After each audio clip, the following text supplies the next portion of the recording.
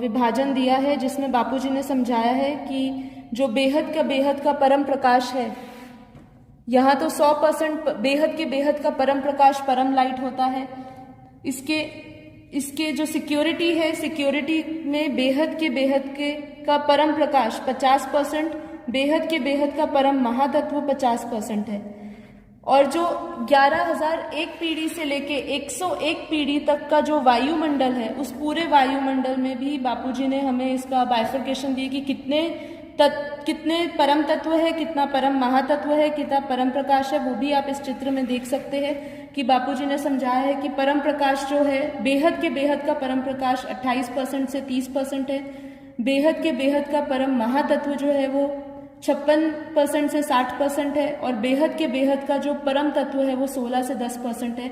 जैसे जैसे हम 11,001 पीढ़ी से ऊपर जाते जाएंगे, वैसे वैसे हमारे अंदर जो है परम महातत्व बढ़ता जाएगा और थोड़ा थोड़ा परम प्रकाश कम होता जाएगा और परम तत्व बढ़ते जाएंगे।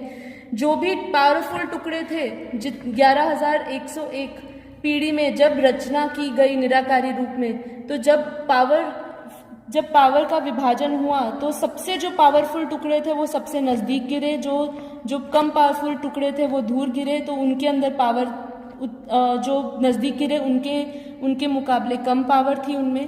तो ये आपको पूरा का पूरा जो इसकी रचना का ज्ञान है या किस तरीके से हुआ, वो 101 पीढ़ी को आप देखेंगे तो समझ आएगी। लेकिन